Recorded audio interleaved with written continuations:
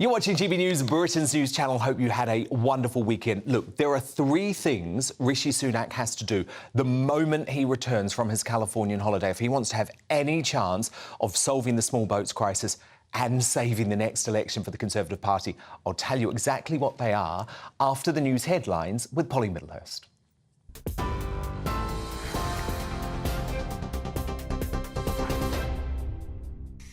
Dan, thank you. Good evening. A grand total of 15 migrants boarded the Bibby Stockholm barge today, a vessel capable of carrying 500 people. It's being reported that 20 others refused through their lawyers to get on board, who cancelled their transfer papers. Campaigners are saying the vessel is a safety risk, but Cheryl Avery, who's Director of Asylum Accommodation, says all the safety issues have been addressed. With regards to security and safety, it's of absolute paramount importance to us as the Home Office. Anybody in our care needs to be looked after well. So we've gone through and made sure that we're working really closely with Dorset Fire and Safety and Fire and Rescue, and we have worked with the local authority as well to make sure that the safety of all individuals on site is of paramount importance. Well, a senior source has told GB News today that any plans to send asylum seekers to Ascension Island in the South Atlantic for processing is pie in the sky and unachievable. The source told us the plans were already considered and dismissed by both Boris Johnson and the former Home Secretary, Priti Patel, as completely unworkable. The island is a British overseas territory located over 4,000 miles away. Now, businesses and landlords who knowingly support illegal migrants will face increased fines from next year.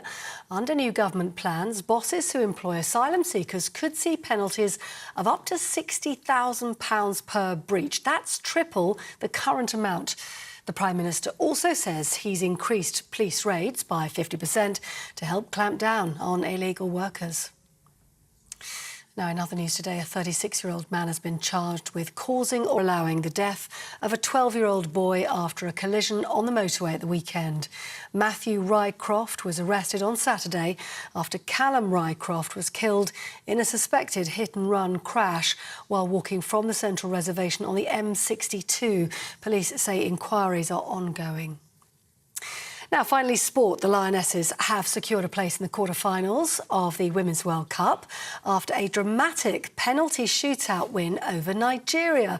England scored 4 goals, while Nigeria netted only 2, following the 123-minute match. Chloe Kelly scoring the winning goal, following other successful shots from Beth England, Rachel Daly and Alex Greenwood. Lauren James sadly was sent off during the match for stamping on one of the Nigerian players.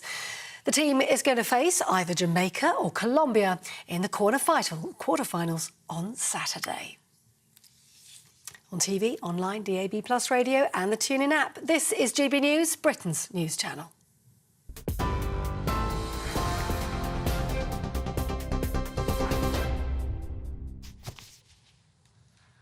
We're back. Short and sweet. Now, look, surely it's not only today that Rishi Sunak realised the acute need for an urgent backup to the £140 million Rwanda scheme. I first declared the growing migrant crisis a national emergency on this show in November 2021.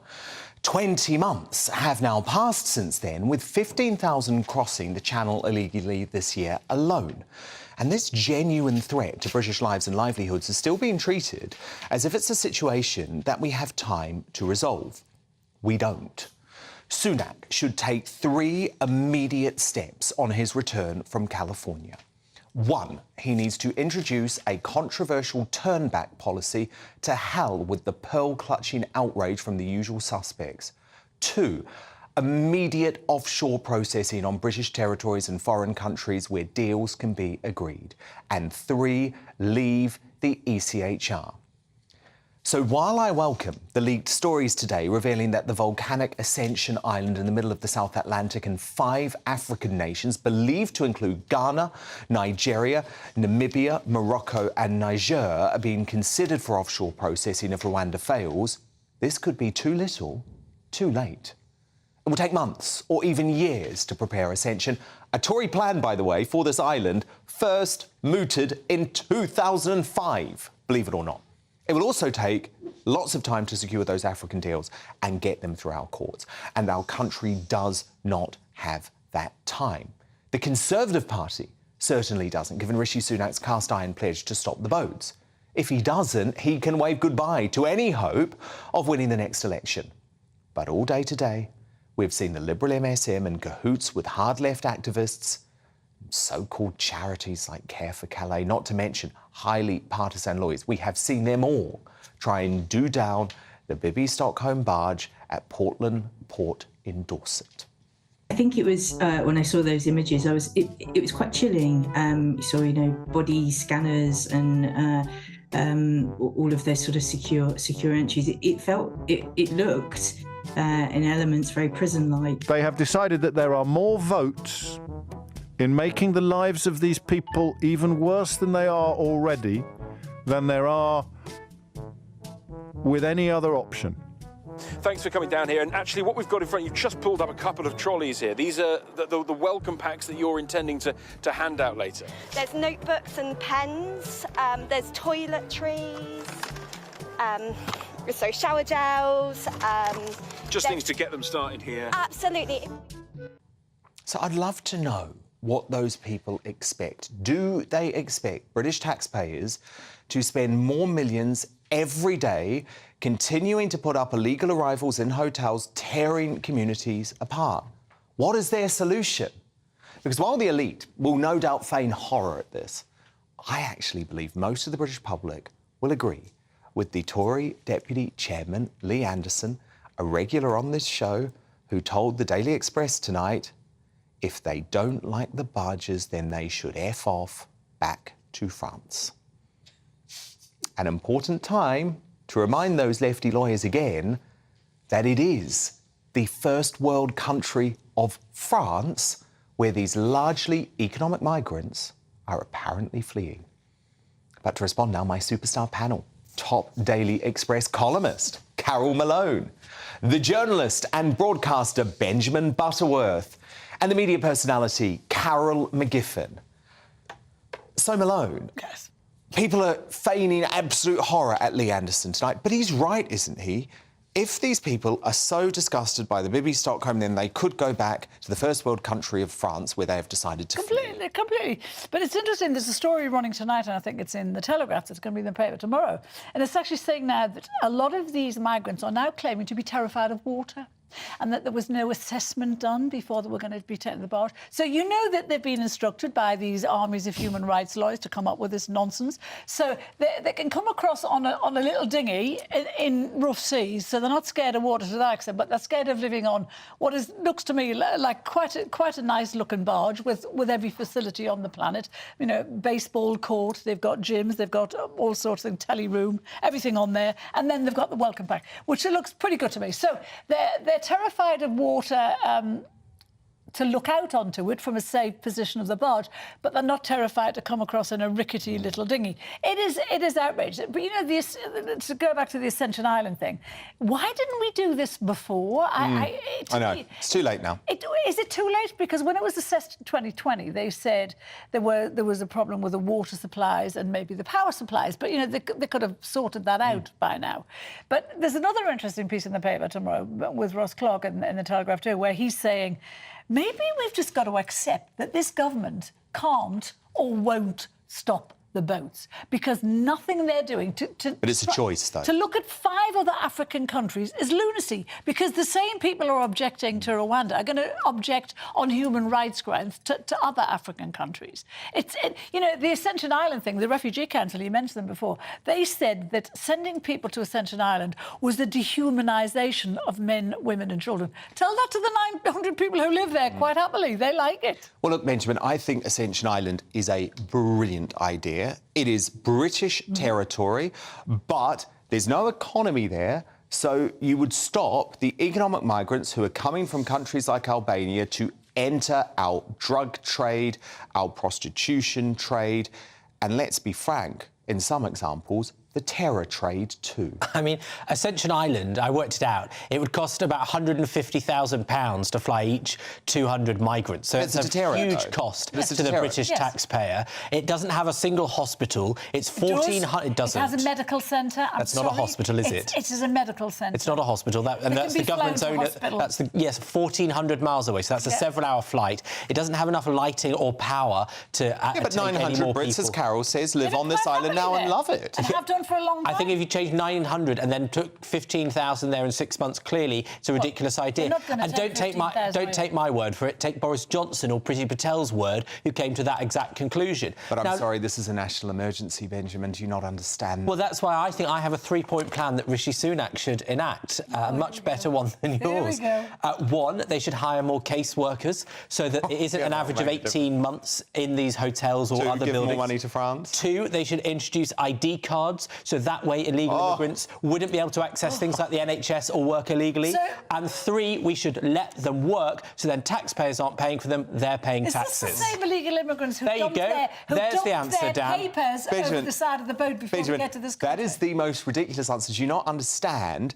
If you let economic migrants work, officially, you're literally encouraging tens of thousands of more to flood over. Because we have tens of thousands of vacancies in sectors like care work and hospitality. We need the workers. Do we think those blokes who are coming over in the boats could work in care and hospitality? Do they look like the kind of people who could? I think that's verging on racist, to be honest. It's not racist at all. Well, what are you making that judgment on? I'm talking about the people who come across, Dan, who are what's the word? Oh, criminals. No, I was going to say, like, who are earmarked for the Albanian gangs. Yeah. Those people, the people who come across when they're earmarked for crime. It's not racist. But if you had ID cards, they wouldn't, if they got hurt, they wouldn't be able to. They would not be able to go to the hospital and get treatment. We cannot use this to take our civil liberties away and introduce an ID cards. No, of course not. I mean, I do think the Ascension Island idea is a stupid idea. Why? It's a stupid idea because it's not a real idea. It's not going to happen. It never happens. So it's a PR fantasy. They can't even get them on a barge, which is comfortable. It's got every single facility. And 15 went on today. There's like 500 can go on it. 15. I mean, it's impossible that everything gets stopped. And frankly, I think the government doesn't really want to stop them because the horse has already bolted. How many people are here already waiting? I think it's nearly 160,000 are waiting. There's no point leaking or briefing these stories out if they're not going to do it, because the anger of the population in this country is increasing by the day. We are becoming furious. But there is a point to it, because most people are pretty stupid and they believe what the government tell them. If you listen to Rishi Sunak today with his 5-point plan, within his 5-point plan, whatever that is, I mean, it's such... I just want to use a B word here, because it's just none of it will happen. But when he stands up and says it, it's quite convincing. And people do watch it and they go, yeah, Rishi's going to sort it out. He's going to stop the boats. They will never stop the boats. I think they want the boats. And I think if they could stop... If they wanted to stop them... Just to upset people. No, it will cause absolute chaos. There will be anarchy. They want to stop them, but they don't. And that's why that will give them a perfect reason to bring in digital ID and all of that, like encroaching on our freedom. It's all part. So it's a way to chip away at our civil liberties. Yeah, I do think that. Yeah. Well, Benjamin's playing the game. We have huge. How would ID cards chip away at your civil liberties? Think about how many identities you've got on your iPhone that you use every day. Because it does.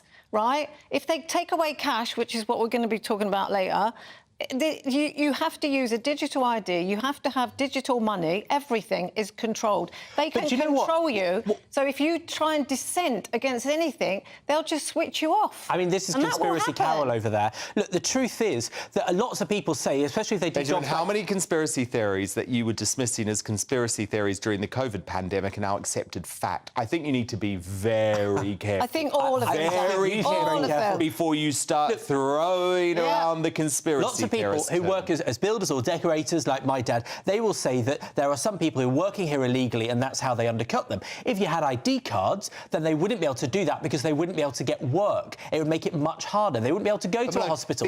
So the idea that ID cards and allowing these people to work is going to solve this problem is lunacy. Another thing that adds to the problem is that we have huge swathes of the legal system working against the government and the British people. You know, the British people do not want these boats coming across. They do not want their hotels stared out with migrants. They don't want communities with lots of these migrants. They don't even want the barges, quite right. They do. Well, I mean, I think in their Dorset's backyard. been quite accepting. You know, you can see from the film there.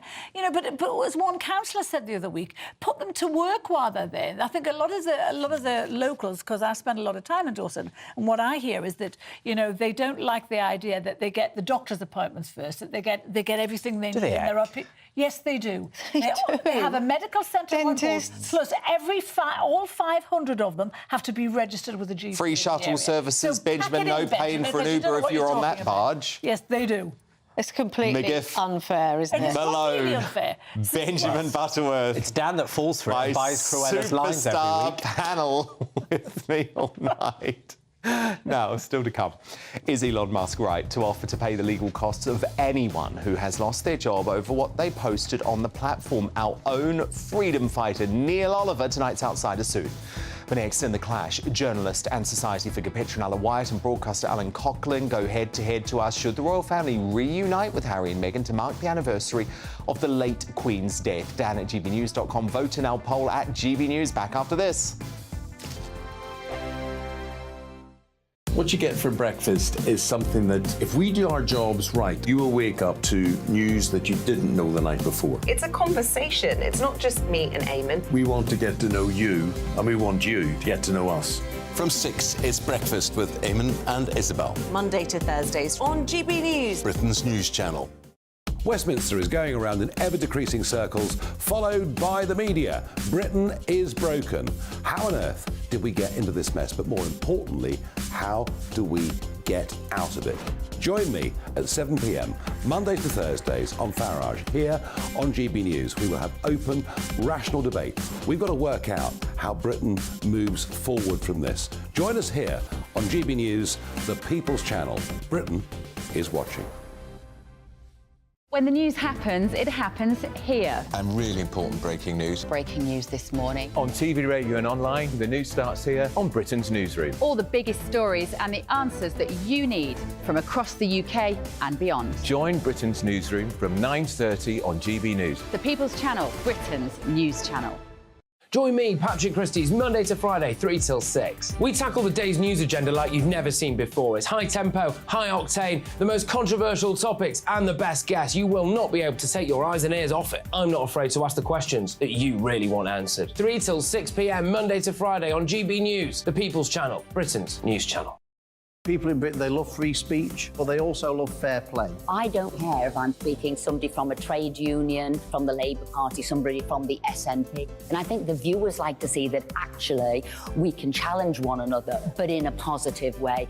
We think we ask the questions that people want to ask, and often we ask the questions that we wanted to ask in Parliament but never got the chance to ask. So join us every Saturday, 10 a.m. till noon on GB News, Britain's news channel. Hi, I'm Dan Wootton. You can watch me live on GB News Monday to Thursday from 9 p.m. And did you know that you can also watch and listen live on our website, gbnews.com. You'll always be up to date on the latest breaking news, as well as enjoying the best stories, opinions and shows. You can even join the debate under our live player as you're watching. So head straight to gbnews.com on TV, radio and online. GB News, Britain's news channel. It's all about family, being in people's living rooms, all the interaction and getting to know who our viewers and listeners are. When I was young, my dad used to say, Nana, stop arguing. I wanted an outlet that would enable me to give my opinion.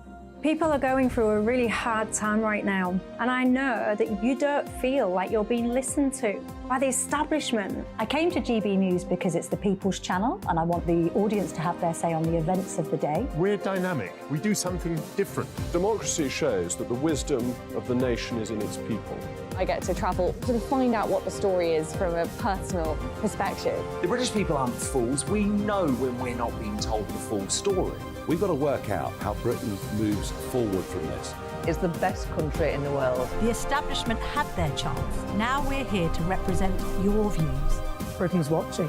Britain's watching. Britain's watching. We're proud to be GB News, The People's Channel. Britain's news channel.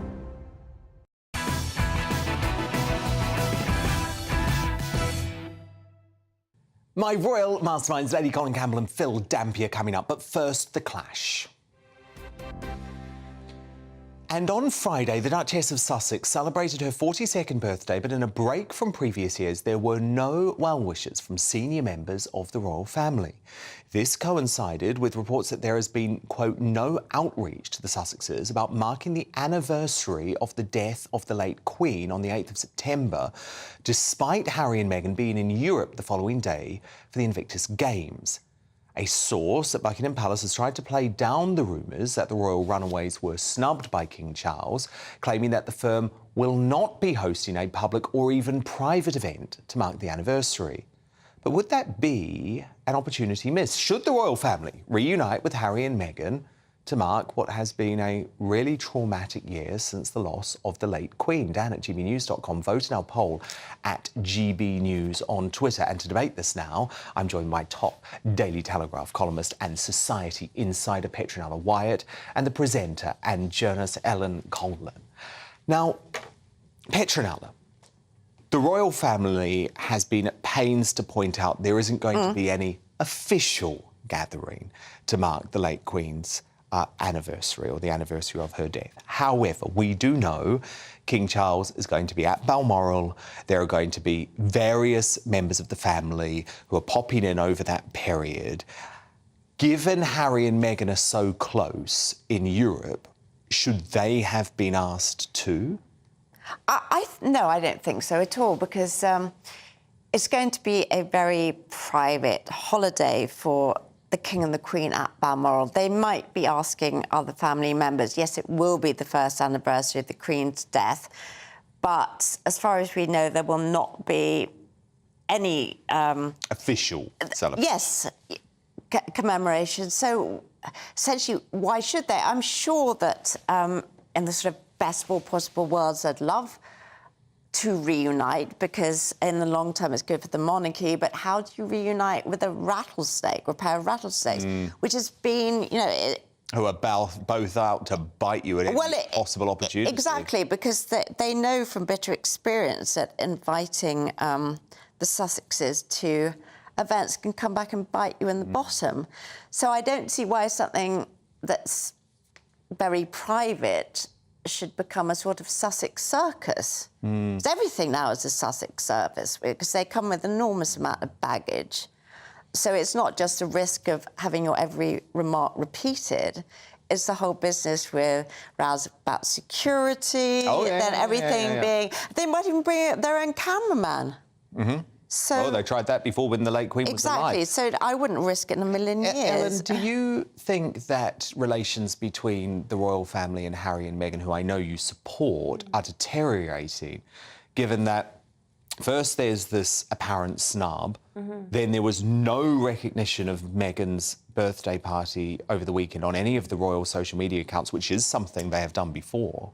I do, and I think that actually King Charles might have widened that rift, because the snub on Meghan's birthday, not tweeting happy birthday. Now, I know that the palace are basically saying because they're not working members of the royal family that they're not going to tweet happy birthdays anymore, but they did last year. And they weren't working members of the royal family last year. Exactly, and the only difference is the Queen has passed. So now this is... It's clear that it's King Charles's decision. War? Well, he's making his point very clear. Well, I'm not sure. I think... And don't they deserve that picture after the way they've behaved? Meghan couldn't even be bothered to turn up to his coronation. Why should she get a birthday wish from the King? Well, to be absolutely honest, we have no idea if somebody sent private well wishes for her birthday.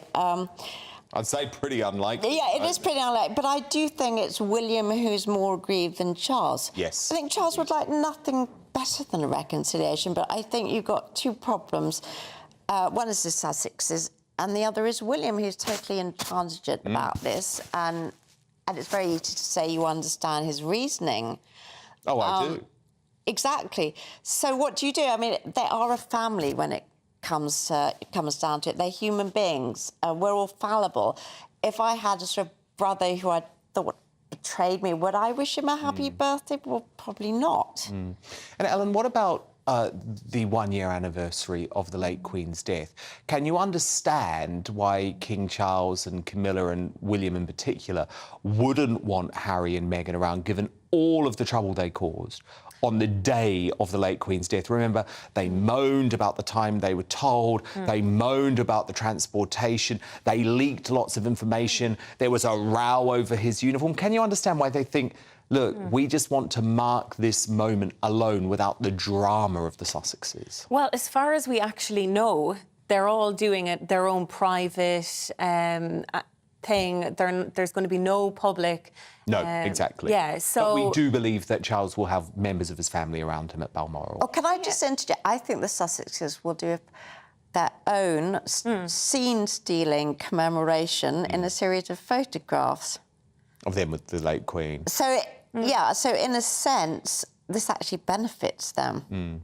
I feel like they will do their own private thing, like you said. I don't feel like they'll come to London or the UK for that, even though they're going to be pretty close. But I wouldn't blame them for not wanting to come here either. Really? Because actually, I think they might see it as the tabloids are going to be all about them. Meghan, the front page of everything, and it's going to be the first year. But isn't that what they thrive on? I don't think so, no. Well, I think so. there's a reason why Meghan is so quiet at the moment. Really? I think it's because nobody wants to print stories about her. Everybody wants to print stories about her. Oh, There's been a few non-stories I think it's sort of, in a way, reached saturation point. Yeah, it has. I agree. But you still support the Sussexes? You still don't think they did anything wrong around the events of the late Queen's death? These family feuds are complex, and both people do things wrong, and there's a lot of hurt in it. But I'm saying that there's been a pile-on on So you admit that they Meghan behaved appallingly around the late Queen's death? I think that they'll mark it in their own special way, and I don't think they'll come to the UK because all the tabloids will be about them and not about the Queen. But I mean last year, when they made it all about themselves, the death of the... I don't think they made it all about themselves at all, no. OK. Ellen Kohler. Petronella Wyatt, thank you so much. Who do you agree with? Should the royal family reunite with Harry and Meghan to mark what will be a really sad anniversary, actually, a year without the late Queen? Veronica, via Twitter, writes, drop the duo, drop the drama. That's the only thing this pair contribute to the royal family. From Healer, I don't feel they have any duty to reconnect with Harry and Meghan, but I wouldn't be surprised if King Charles, ever the diplomat, decides to reach out for the anniversary events. And from Stefan, the royal family have done quite all right without them this year. Let's leave them in LA where they belong. And your verdict is now in. 14% of you think that it would be a good idea for King Charles to include Harry and Meghan in this anniversary. 86% of you say they shouldn't be part of it. Now, coming up, Olympic icon Sharon Davies and Fleet Street legend Calvin McKenzie are on standby for live appearances. First, though, the weather. Looks like things are heating up. Boxed Boilers, proud sponsors of weather on GB News. Evening, I'm Alex Deakin and this is your latest weather update from the Met Office for GB News. Bit of a north-south split with the weather tomorrow. Mostly fine across the north, whereas in the south quite a grey Tuesday with rain and drizzle. From this little weather feature, it doesn't look much, does it? But it is introducing more cloud, rain and drizzle as we go through the evening, and it'll continue across the south overnight. We do have some showers around across northern Scotland at the moment. Some heavy ones here and there as well. They'll steadily fade through the night, and then a good part of Scotland, Northern Ireland, northern and eastern England will be dry and clear through the night, and that will allow it to turn a little chilly. Temperatures down into single figures. A mild night in the southwest because the cloud is moving in. It's going to make for a miserly, drizzly start across South and West Wales and southwest England. And some of that light rain and drizzle will trickle towards the Midlands and eventually towards the southeast. After a bright start here and for East Anglia, it will cloud over. Much of northern England, though, Northern Ireland, central southern Scotland having a fine day with some sunny spells. Just a few showers in the far north where it'll still be breezy. And still on the cool side, temperatures struggling to reach 20 degrees for most of us. But there are signs of warmer weather on the way. A fine day for many on Wednesday. It will be again quite cloudy in the west. Some patchy rain for Northern Ireland, certainly in the morning. A bit misty and murky around the coasts in the southwest. But for a good chunk of the country, Wednesday looking dry with some hazy sunshine and starting to turn a little warmer with temperatures more widely into the 20s. Looks like things are heating up. Boxed boilers, proud sponsors of weather on GB News. Coming up, as Harry and Meghan spend millions on the broadcast rights to a book that deals with themes including losing a parent to a car crash in childhood. Is this the latest example of Harry's attempts at public therapy? My royal masterminds, Lady Colin Campbell and Phil Dampier, apply their forensic royal analysis soon. But next, in The Outsider, could Twitter chief executive Elon Musk live to regret opening the floodgates to fund legal costs for anyone who lost their job due to their posts on the platform? Free speech champion Neil Oliver, live on this in just 3 minutes' time. The Live Desk with me, Mark Longhurst. And me, Pip Thompson.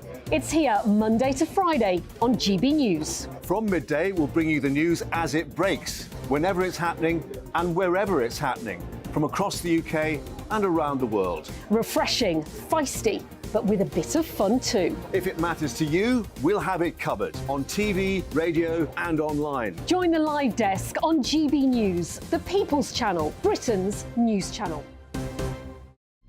Weeknights on GB News from 6 p.m. You'll always get drama. Please stop, Michelle. I know, yeah. Please stop. Should I just shut up? Romance. You like me, I like you. There you go. There you are. Well, don't tell anybody. Adventure. Etc. That's the whole point. But And action. Sergeant Rebecca Reed, my superstar panel, they're already at it. They're fighting. It's going to be quite a show. Only on GB News, the People's Channel, Britain's news channel. So Jubes and Co, we tackle the issues of the day with real robust debate, both sides of the fence, battling it out with me in the middle with my forthright opinions and views. And often really interesting things happen because you start with a position and then by the end of the debate you find actually, well, I might not have thought about that one. What we need in this country is 2 new political parties. you should maybe think about doing a 2024 calendar. I'm Michelle Dewberry and I'm keeping you company right through until 7 o'clock this evening. GB News, the People's Channel, Britain's watching. Monday to Thursday, 9 p.m. till 11 p.m. Join me, Dan Wootton. I'll bring you the sharpest takes and hottest debates. Do you not believe in prisons? I don't believe in prisons. I'm completely stunned. I guarantee you there'll be no spin, no bias, no censorship. I actually was personally quite offended by it. And no reason to go to bed. So I guess they've always been quite woke. That's Dan Wootton tonight on TV, radio and online. Monday to Thursday from 9 p.m. till 11 p.m. on GB News. The People's Channel, Britain's news channel. In a world of dull and predictable radio and TV shows. Oh, hi. On Mark Dolan tonight, we've got big guests. We drill into the big stories of the day. The show adds up to a brilliant listening and viewing experience. Mark Dolan Tonight is the most entertaining current affairs show ever, and that's a fact. That's Mark Dolan Tonight, Friday, Saturday and Sunday from 9. Only on GB News, Britain's news channel. Like all families, we have arguments every now and then, but actually we agree on what the mission of GB News is, and that's the most fundamentally important thing. GB News provides the kind of platform that lets all voices be heard. We don't hold back. We're free to say what we really think. Just because some people who live in a tiny little Westminster bubble think that their particular story is important, that's not the most important story for me. And often there will be difficult stories, stories that you won't find on the establishment media. Because what people think in the north of England may be very different to what they're thinking in the home counties. We're going to carry on telling the world what life is really like for households up and down the UK. We love to be in your car, in your kitchen as you're having your breakfast. Whatever you're doing, you are part of the show. If it matters to you, it matters to us. Britain's watching. Britain's watching. Britain's watching. We're proud to be GB News, the People's Channel, Britain's news channel.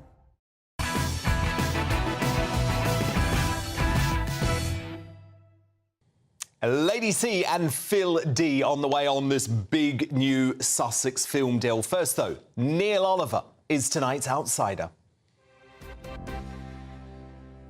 And Twitter owner Elon Musk has made a sensational pledge to fund the legal costs of anyone who has been treated unfairly by their employers or lost their jobs due to the content they posted on Twitter. Self-described free speech absolutist promised that financial assistance from his platform would have no limits, potentially opening Twitter up to an avalanche of claims from around the world. Recent examples of this dangerous deplatforming, of course, include the tax expert and feminist campaigner Maya Forstater, who successfully won £100,000 in compensation after she lost her job for tweeting that biological sex cannot be changed. So, Neil Oliver, you are our very own free speech champion here at GB News. But I think rightfully, though, you do have some suspicions about Elon Musk, who, of course, a billionaire with a heck of a lot of power. However, Neil, this, on face value, to me, looks like a quite extraordinary offer, and a positive one. Do you agree? It does. I mean, at first sight, it's hard to know exactly how to read it. I think, at the very least, we need more details. You know, exactly what does he mean? Is he talking about paying the legal fees of anyone who lost their job or suffered somehow on account of something they posted on Twitter since he took over in whenever it was, October last year? Or does he mean that it would start from now? But on it certainly looks like an impressive shot across the bows, you know, to warn corporations and institutions that have invited themselves to to bully staff just for having opinions that they express on social media. And interestingly, I think he said subsequently that he won't just be suing, you know, whatever the HR department, but he'll be going after the people at the top. You know, that he would be keen to go after the boards of directors of the corporations that have taken that kind of punitive action against their employees. And you would think that the threat of that kind of action being underwritten by somebody with the financial clout of Elon Musk would tend to cool the jets of, you know, social justice warrior CEOs. So we could be standing at a crossroads. This could be a significant turning point in the battle for free speech. But you also, when I look on at it, I can't help but be anxious about the fact that these billionaires, these multi-billionaires, have apparent almost delusions of divine authority, that they can exert so much influence when, after all, they are just individuals. Free speech, there has come to this, that free speech is now effectively standing or falling at the behest of one man, it's troubling, I would say. I mean, and it's not just Elon Musk, of course. You know, you've got Bill Gates out there. He's proposing to put a dimmer switch on the sun. You know, he's colluding with the European Union and others, to put something into the atmosphere to affect the amount of heat that we get from the sun. And there's Elon Musk, another individual, master of free speech. Where does this kind of thing end? You know, does Jeff Bezos of Amazon take command of the world's oceans? Yeah. Increasingly, it feels like all of the stuff of life, speech, food, energy, the light from the sun is in the hands of those with the deepest pockets. I find that troubling. While at the same time, it does sound interesting that someone with as much clout as Elon Musk is preparing to stand up for the little people, when they get chased out of their jobs for daring to express an opinion. Well, yeah, indeed. And I do think, Neil, it is disturbing, the amount of power held by these billionaires and these social media companies. But at least we see someone potentially trying to use that platform as a force for good. Because obviously, Neil, over the past couple of years, we've seen the complete opposite, haven't we? We have seen YouTube and Facebook and Instagram and the previous incarnation of Twitter actually conspire to shut folk down for either speaking a biological truth or questioning the impact of vaccines, which had a real impact on the health of previously perfect healthy individuals, or questioning. Remember in the early days, Neil, people like us got in huge trouble for even talking about the idea of China being responsible for a lab leak when it came to COVID. There continue to be pile-ons and all sorts of, I suppose, misuses of social media.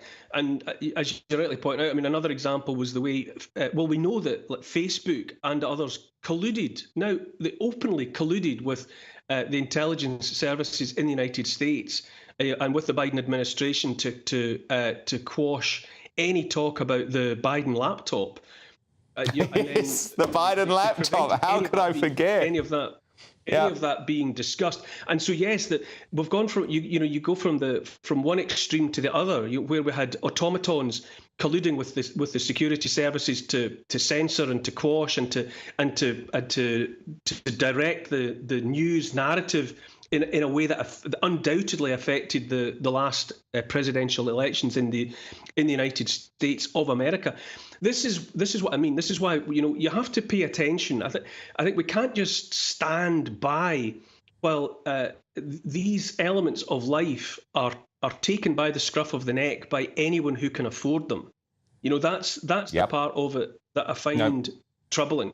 We are entitled to free speech, not because somebody who's rich enough is prepared to defend our right to do so, but because we have the right to free speech, full stop. If only that were the case on most of social media, Neil Oliver. Look, Neil, great to have you back. We missed you the past couple of weeks on your show, Neil, back 6 p.m. Saturday night here on GB News. But coming up in the media buzz, as enemy of the people, NatWest grants itself sweeping new powers in an attempt to kill cash. Do we need to fight back against the UK's wokest financial institution to thwart this cashless fantasy? My superstar panel returns to debate that shortly. But next is Prince Harry projecting his childhood trauma with his latest Netflix venture. My royal masterminds, Lady Colin Campbell and Phil Dampier, have exclusive insights straight after this. Monday to Thursday nights on GB News. At 6, it's Dubes & Co. 7 o'clock, Farage. At 8, join Jacob Rees-Mogg. And at 9, Dan Wootton Tonight, followed by headliners on TV, radio and online. This is GB News. Now then, Lee Anderson here. Join me on GB News on my show, The Real World, every Friday at 7 p.m. I'm not eating bloody cat. Are you Delicious. mental? Open your mouth. OK, here comes a train. Reminds me of the scene in Singing in the Rain. Adam, is that a good one? Whoa! Join me at 7 on GB News, Britain's news channel. Join me, Camilla Tominey, on Sunday mornings from 9:30, taking the politicians to task and breaking out of SW1 to see how their decisions are affecting you across the UK. Bursting the Westminster bubble every Sunday morning, only on GB News, the People's Channel. Britain's watching. Join us every night on GB News at 11 p.m. for Headliners, which is 3 top comedians going through the next day's news stories, which is exactly what you need, because when the establishment has gone crazy, you need some craziness to make sense of it. So join us 11 p.m. every night on GB News, the People's Channel, Britain's news channel. I'm Andrew Doyle. Join me at 7 o'clock every Sunday night for Free Speech Nation, the show where I tackle the week's biggest stories in politics and current affairs with the help of my 2 comedian panellists and a variety of special guests. Free Speech Nation, Sunday nights from 7 on GB News, the People's Channel, Britain's news channel. Every Sunday from 11, join Michael Portillo. There'll be topical discussion, looking at the week before and the week to come. So kick back and relax at 11 a.m. on Sundays on GB News with me, Michael Portillo. GB News, the People's Channel, Britain's news channel. I joined GB News because I was sick and tired of not hearing my views being represented, not just mine, but so many people that I knew and spoke to. I just couldn't get my voice out there. I couldn't say anything. I couldn't do anything. Whatever the narrative was, I kind of had to follow it. GB News is there to provide a voice for those who have been ignored by the establishment media. We think different things, we've got a different style. GB News is here to be optimistic and positive about the future. It's real kind of dynamic and flowing, with the audience very much at the heart of it, like a big family. Here at GB News, we talk about the things that matter to you. Hearing the voices from right across our towns and cities, especially our towns. All sides of the argument represented with a heavy dose of opinion. We're on a mission here to make a difference. And the GB News family really is here for you, and whatever time of day you can watch or listen. Britain's watching. Britain's watching. We're proud to be GB News. The People's Channel. Britain's news channel.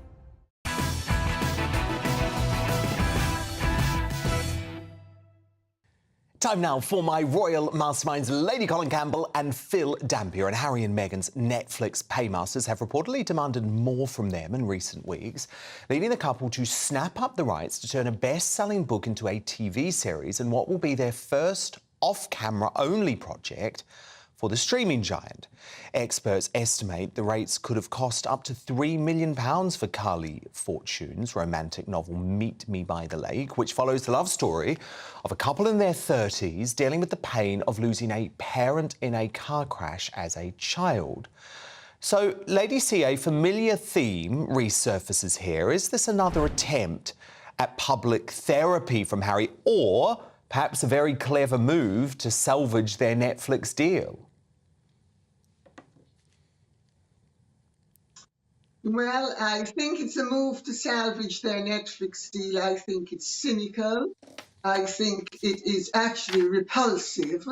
When is Harry going to stop allowing his wife and himself to trade upon his mother's death? Also, may I say, Dan, you know, I have been in the publishing world for 4 decades now, and I'm here to tell you there's absolutely no way, because I've spoken to people about it in America, and there is no way that that book sold for $3 million or pounds. It's ridiculous. If it's sold for 30, that's about right. If it's sold for 300, she is swinging in and doing fantastically well. And under no circumstances has it gone for 3 million. This is yet again more puffing up and exaggerating and inflating so that Harry and Meghan can say, and their PR people can say, that everything is bigger and better than it really is. So I think it's a cynical exercise, and it's yet again another failed, in my opinion, it will fail, exercise in puffing them up. I mean, Phil Dampier, they can't really afford this to be a failure, though, can they? They need to deliver a hit for Netflix. Yeah, good evening, Dan. They need to deliver a hit. I mean, what we told a few weeks ago, they were going to stop going on about the royal family, they were going to stop talking about themselves, and then lo and behold, their first fictional project seems to be based around their life. I mean, it makes you wonder if they're actually behind this book in the first place. I mean, they said they had nothing to do with finding freedom, didn't they? And then Meghan had to admit in court that she did. It makes you wonder whether they're behind this book themselves. But as Lady C says, it's exploiting Diana's death. That's going to be painful for the King. It's going to be painful for Prince William at a time when we thought things had gone quiet and they could enjoy a summer break up at Balmoral, and then this comes along. So, you know, it's so obvious that this is based on them. Carly Fortune should probably make a fortune, I suppose. But, you know, I don't think it's going to be a hit. Now, Prince Harry, not a popular prince at the Californian tech startup BetterUp, after more than 100 employees were laid off at the firm while the Duke kept his 7-figure salary role as Chief Impact Officer. Frustrated colleagues at the life coaching company based in California have now hit out at Harry, suggesting he has zero responsibilities, slamming him as a distraction whose juice isn't worth the squeeze. So, Lady C, is American goodwill for Harry wearing off now? Oh, Dan, I thought you spoke better English than that. It's worn off. I really think, I mean, everything they touch turns to dust. I mean, they have the touch of poison. Harry's better up thing is pathetic. And my understanding is that there is absolutely no way that anybody, Harry, let me rephrase that. Harry is a study in maladjustment. And Harry is the face of a company that is supposed to be helping workers. But the workers of the company themselves are complaining about the fact that the company that is supposed to be helping other workers can't help their own kind. I mean, it's the whole thing is crazy and illogical. I mean, Phil, surely, given the financial dire straits the company seems to be in, he's not going to hold on to that seven-figure deal much longer. Now, what's he got? He's got the title of Chief Impact Officer, hasn't he? I mean, he's made very little impact. And if you're one of the 100 people who've been laid off, you are going to be fed up that he's on this ridiculous salary for doing very little and, as you say, squeezing very little juice out of it. So, yeah, it's all talking, isn't it? They got all these offers rolling in when they first arrived in California. They've spread themselves too thin. They're not particularly talented. They're never going to succeed at half of them, and it's all coming home to roost. And I'm not surprised that they're getting the criticism for it, particularly from people who have been, earning a fraction of their salary. Well, indeed. Look, if you're paid a seven-figure salary from anywhere, you've got to do some damn work, and it just doesn't seem like he's actually done that for Better Up. Now, much better news financially for the royal family, because analysis from Brand Finance has revealed that it will pump almost £1 billion extra into the British economy this year alone, with the £958 million boost to the country's coffers coming in the same year as King Charles's spectacular coronation back in May. So, Lady C, given there were lots of fears about the death of the late Queen, how it would impact the financial success of the monarchy, I know it's early days, but this is promising news, is it not, for the reign of King Charles? I think it's excellent news. It shows that the monarchy gives very good value for money. And it shows that they are on a winning wicket. And I have to say, Dan, I don't know if you'll agree with me, you and Phil, but I actually think Harry and Meghan have actually helped the monarchy in a perverse sort of way, because they have focused attention on the work and the exemplary behaviour of the rest of the royal family, in contrast to their bad behaviour. And I think that it now focuses everybody's attention on the others in a far more positive way than it would otherwise have done. Phil, it's a good point, isn't it? I think the monarchy, I think Harry and Meghan reminded us of the monarchy that we want, the monarchy that we need. And it's not about drama, it's not about celebrity, it's about duty and it's about stoicism. And I think we have seen that from both Charles and Camilla and William and Catherine in what has been a traumatic year in so many ways. Yeah, I think Lady C's right. It's showing the contrast between the two of them, isn't it? I mean, I've been reporting on the royals now for 37 years, and the subject has never been bigger. I mean, the worldwide interest is absolutely amazing. And in terms of finances, there's a potential to earn a lot more because, I think with Windsor Castle, Buckingham Palace, Balmoral, all these homes that the King now has, a lot of those could be turned into museums. They could earn a lot more money for the country. And I think there's a bright future for it if it's done properly. Lady C, just finally, quick word. Do you think it's the right decision for Charles not to ask Harry and Meghan over to the UK to mark the one-year anniversary of the late Queen's death? Well, I understand, in fact, that they have an open invitation that they were discouraged from accepting. So I suppose you could say same thing. The King and William have made it absolutely clear that they don't want to speak to Harry. They want to have anything to do with Harry or Meghan. And, enjoy your life in California.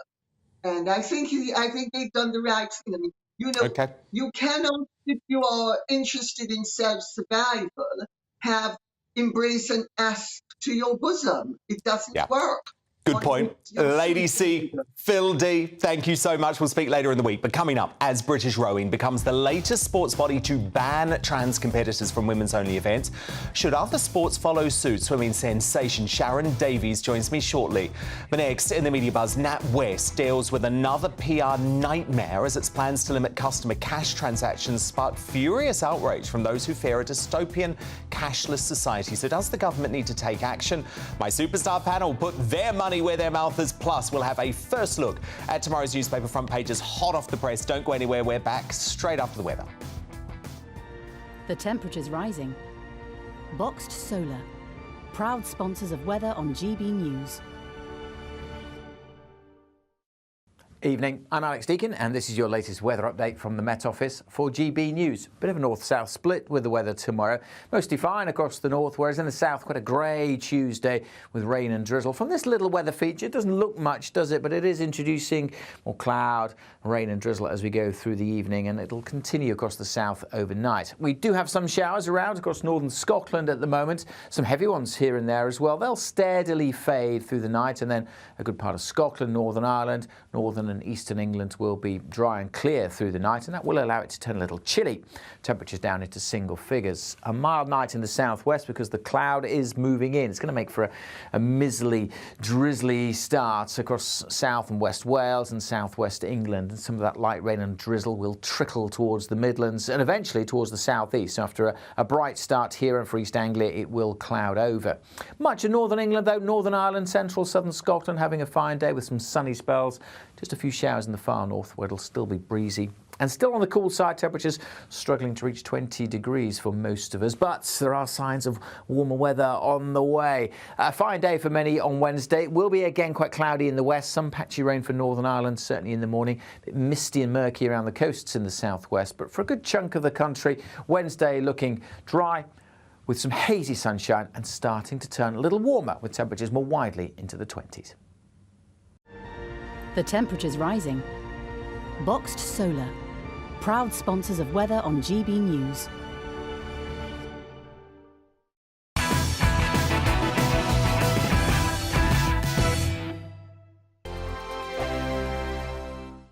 What you get for breakfast is something that, if we do our jobs right, you will wake up to news that you didn't know the night before. It's a conversation. It's not just me and Eamon. We want to get to know you, and we want you to get to know us. From 6, it's Breakfast with Eamon and Isabel. Monday to Thursdays on GB News, Britain's news channel. When the news happens, it happens here. And really important breaking news. Breaking news this morning. On TV, radio and online, the news starts here on Britain's Newsroom. All the biggest stories and the answers that you need from across the UK and beyond. Join Britain's Newsroom from 9:30 on GB News. The People's Channel, Britain's news channel. Join me, Patrick Christie's Monday to Friday, 3 till 6. We tackle the day's news agenda like you've never seen before. It's high tempo, high octane, the most controversial topics and the best guests. You will not be able to take your eyes and ears off it. I'm not afraid to ask the questions that you really want answered. 3 till 6 p.m, Monday to Friday on GB News, the People's Channel, Britain's news channel. Westminster is going around in ever-decreasing circles, followed by the media. Britain is broken. How on earth did we get into this mess? But more importantly, how do we get out of it? Join me at 7 p.m, Monday to Thursdays on Farage, here on GB News. We will have open, rational debate. We've got to work out how Britain moves forward from this. Join us here on GB News, the People's Channel. Britain is watching. People in Britain, they love free speech, but they also love fair play. I don't care if I'm speaking somebody from a trade union, from the Labour Party, somebody from the SNP. And I think the viewers like to see that actually we can challenge one another, but in a positive way. We think we ask the questions that people want to ask, and often we ask the questions that we wanted to ask in Parliament but never got the chance to ask. So join us every Saturday, 10 a.m. till noon on GB News, Britain's news channel.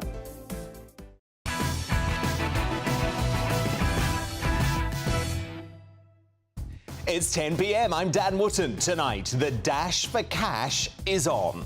Just weeks after losing 2 chief executives and apologising to Nigel Farage over his debanking scandal, authoritarian NatWest is now days away from imposing new cash deposit and withdrawal limits on millions of customers. Cashless society is coming. The big banks want it. And with that, there will be control on how you can spend your money. So is Nigel right that this is the start of a dark path to a dystopian cashless society? And do the Tories need to put their money where their mouth is and protect cash at all costs? That's the big debate next with my superstar panel. And tonight I'm joined by Carol Malone, Benjamin Butterworth and Carol McGiffin. Also coming up, 15,000 migrants have already crossed the Channel so far this year. So should we send them to British Overseas Territory, Ascension Island, if the Rwanda plan is thwarted by left-wing judges? 5 other African nations are also being looked up as backups. So Fleet Street icon Calvin McKenzie is going to anchor down on that in Uncancelled. And British rowing is the latest to ban trans competitors from female categories after being told there's no place for men in women's sport. Olympic swimming hero Sharon Davies explains why other codes now need to follow suit. She's live shortly. Meanwhile, the trans lobby's latest scalp, Strictly Come Dancing contestant Amanda Abbington is forced to delete Twitter over a backlash over her gender-critical views. So are we no longer safe? Debating the cult sweeping our nation. That's coming up in the Media Buzz. And you can guess which ballroom beauty is swapping the dance floor for the clouds when I crown tonight's Greatest Britain and Union Jackass. First look at tomorrow's newspaper front pages 2 moments away. That's straight after the news headlines with Polly Middlehurst.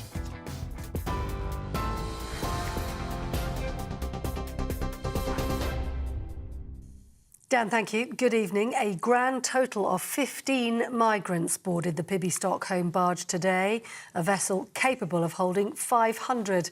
It's being reported that 20 others refused, through their lawyers, to get on board, who cancelled their transfer papers. Campaigners say the vessel is a safety risk, but Cheryl Avery, who's the Director of Asylum Accommodation, says all safety issues have been addressed. With regards to security and safety, it's of absolute paramount importance to us as the Home Office. Anybody in our care needs to be looked after well. So we've gone through and made sure that we're working really closely with Dorset Fire and Safety and Fire and Rescue, apologies. And we have worked with the local authority as well to make sure that the safety of all individuals on site is of paramount importance. Well, a senior source has told GB News any plans to send asylum seekers to Ascension Island in the South Atlantic for processing is pie in the sky and unachievable. The source told us the plans had already been considered and dismissed by both Boris Johnson and the former Home Secretary Priti Patel as completely unworkable. The island is a British Overseas Territory located about 4,000 miles away. And businesses and landlords who knowingly support illegal migrants will face increased fines from next year. Under new government plans, bosses who employ asylum seekers could see penalties of up to £60,000 per breach. That's triple the current amount.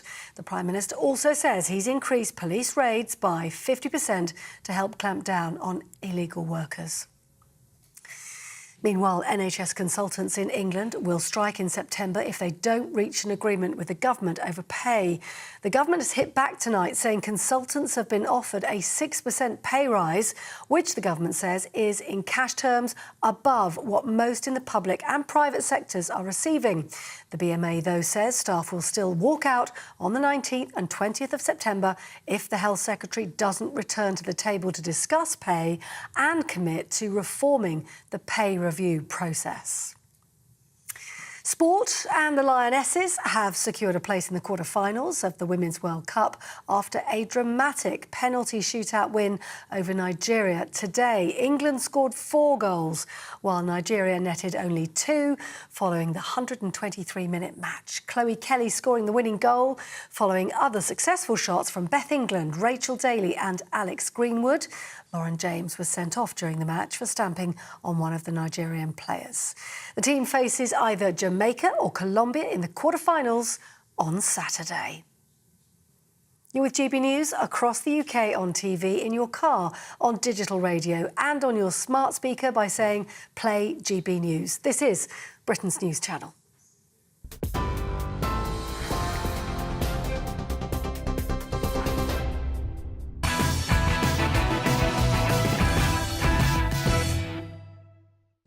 Tomorrow's news tonight. Now, in our media buzz, one front page in so far. And it's the Metro, which leads with not all aboard. The paper says, there it is, that just 15 asylum seekers arrived on the Bibi Stockholm barge after legal challenges stopped 20 others from being transferred. Utterly pathetic. This is why we're never going to stop the boats if this sort of madness is allowed to continue. Kelvin McKenzie here on this shambles later in the hour. My superstar panel back with me first, though. Top Daily Express columnist Carol Malone, the journalist and broadcaster Benjamin Butterworth, and the media personality Carol McGiffin. Far from keeping a low profile amid the Nigel Farage banking scandal, NatWest has proved itself to be suckers for punishment, with new plans to lurch their customers towards a cashless society in just a matter of weeks. So from September the 11th, the bank will grant itself sweeping new powers to limit cash deposits and withdrawals on customer accounts, giving itself the right to set limits on inbound and outbound payments. Now, NatWest claimed it was making the move to protect our customers from the risk of fraud. They said it had nothing to do with phasing out cash. Well, let's call a spade, right? Because NatWest clearly hasn't had a track record for the truth in recent weeks. This authoritarian move is the next step towards a cashless society where citizens will no longer have the ease or, most importantly, privacy to transact with each other without Big Brother taking note. Nigel Farage summed it up perfectly. The government to stand up and make it clear that cash is legal tender. The alternative, I've said it before, but it's true, the alternative, if everything you do is controlled by the banks, frankly, it won't be very long before, as they monitor your social media, we head towards communist China and a social credit system where only if you obey the prevailing orthodoxy of the day can you take part in life. We must not allow cash to disappear. We need the government to act, and very, very quickly. And that's the reason why today we've now got, wait for this, more than 250,000 people signed up to the GB News Don't Kill Cash campaign. Cash is the last remaining line of defence for ordinary, hard-working people to protect themselves from dystopian woke overreach, the kind we saw Nigel subjected to by NatWest themselves. So, McGiff, this is obviously a really worrying moment. Are you heartened, though, by the fact that GB News viewers are signing up to the Don't Kill Cash campaign in their droves? Yeah, I do think... I didn't think people understood the importance of it, but it seems they do. But they would do, I suppose, if they watched GB News, because they're the sensible people. But I do think it's a really worrying turn, though, all of this, because it is going to end up with central bank digital currencies. You know that some banks already bar you from buying other cryptocurrencies with your accounts with them, and they all put limits on. There's limits on the cash you can draw out every day anyway, and there's limits you can draw out every week. But it's getting worse. Banks. But it is getting worse. You're right, and it's almost. And what about the fact, by the way? What about the fact that lots of woke companies now actually refuse to accept your cash? That should be illegal, shouldn't it? It is illegal. It has to be illegal because it's legal tender. And I don't know if you saw Piers Corbyn on Twitter recently. Yeah, Adam Brooks actually nominated him for his Greatest Britain last week, which I found a bit of a struggle given some some of Piers's But what he activities. did was absolutely brilliant, because he went into a shop and they didn't take cash, so he picked up what he wanted to buy, put the cash down on the counter and walked out, and there was absolutely nothing they could do about it. Exactly, because he's paid for the goods with legal tender. We have to keep using cash, and people have to stop thinking that, oh, this is just convenient to just tap my phone, tap, tap, tap. Stop thinking like that. Draw some cash out and Benjamin's scoffing at you, McGiff. Why are you scoffing? It's just moaning for the sake of it. What a surprise. It's not moaning. It's trying to make people's lives harder. You know, only 17% of people in this country rely on cash. So that's less than a fifth, and it's going to... Where's that figure from? That figure's from, I don't know, I looked it up just before. It was on the BBC. Still a big proportion. I heard that then. just 17% rely on cash. More people use cash, but they don't rely on it. And people use their phone or their card to tap because it's much You're talking easier. about young people. No, I'm talking about even my late 90-year-old grandmother used a card. No, you're not. Generally, and I would say also, so there was a poll done in the Red Wall constituencies, and 83% of those people said they wanted to use cash. And as I'm from the north... But they don't use cash. Yes, but they do. No, but they don't. It's like but you they want you hear this all the time. Benjamin, do you not understand an increasing amount of places you are being banned from using cash? Can I just ask, Carol, did you say that because I'm getting sick of being told we don't take cash, there are lots of the main coffee shops... Yes. So can I say now, if I get my coffee, can I say, I'll give you the cash, and if you don't want it, I'm going, because I haven't got a card. If you're up for a brawl, and you usually are, then you can. Well, you can say that. Is it illegal for them to say we don't take cash? No, it's not, and that's what I'm saying. It should be. Because it's legal tender. It should be illegal. I genuinely believe this for individual businesses to reject cash. But the thing is, for a lot of businesses who deal in cash every day, they need to be able to go to the bank at the end of the day or at the end of the week and deposit cash. I mean, no, they don't. Yes, they do. No, they don't, because many banks won't take cash anymore in those sums. Nonsense. Because they do. They do. Well, Yes, I learned they that do. on this channel. They take 1,000 a day. They don't want to take vast amounts of cash. And They don't have to take vast amounts. They take... You people sit here and you say you believe in the market. You people. The market wants people to use digital money. It's much easier for businesses. It saves them a fortune. Benjamin, it's much safer. You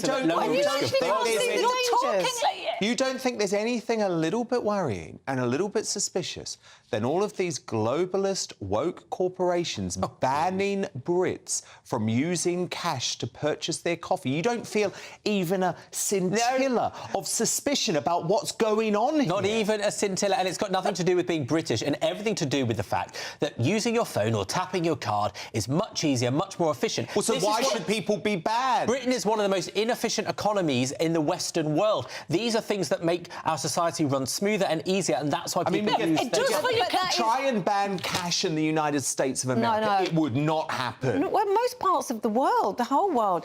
And the thing is, it's like they're behaving like it's not your money. Like, you can't get this, you can't get as much as you want out. I can't just walk into the bank tomorrow and say, can I have, like, £5,000? Not that I've got £5,000 in my bank account, but... Lucky you. Well, you just can't do it. It's impossible. No, you can't do it. And Malone, it's not even your money difficult anymore. now to get, you know, They if you want need to to make a control how big you payment spend to it. get... I think I'm limited to £250 a day. I think the bottom line is, you know, we should not... It's our money. We should not be told how much we can deposit and how much we can withdraw in a day or in a week. It's our money. And without our money, the banks would not exist. It really is as simple as that. I think they're overreaching their powers by doing... NatWest, it's like they've got a death wish. Do you know, things were just quieting down with NatWest. And now the idiots who run that bank have done this. And it's caused national uproar. And Farage will catch on to this, and he's not going to let this drop either. It's our money. We have. They don't want you to have it because they haven't got it. Imagine if everybody went into the bank tomorrow to try and get their money out. They haven't got it. Yeah, they literally haven't got it. They've bankrupted themselves. When did the left become so trusting of big state? It's not about the big state, it's about the free market, ironically, because that's why people are using this money. Benjamin, if it was about the free market, these companies would not ban customers from using just to be clear, cash. You know, Carol, you've been around longer than I have, but for the entire time that I've been using a bank account, there's always been a cap on how much cash you can take out, and I've never met it. And it's going down. And it's going down. And by the way, that doesn't make it right. And NatWest spokesman, by the way, said we have a duty of care to protect customers, communities and society from the effects of fraud and financial crime. And we've introduced some changes, Carol, both sides of the story here on GBNews. Give them out and then let me come back. We've introduced some changes to our terms and conditions to help us do that more effectively.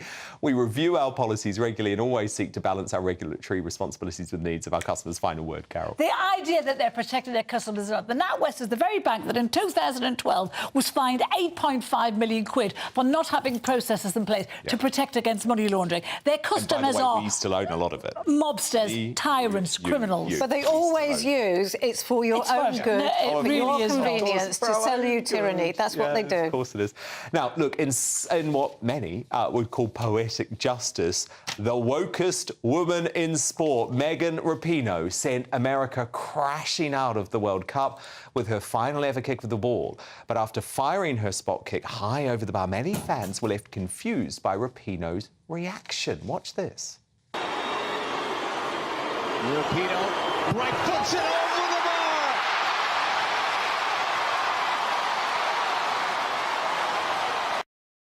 Now that smirk confirms what's always been obvious. Rapinoe's been spending less time training and more time meddling, like convincing her teammates not to sing the national anthem.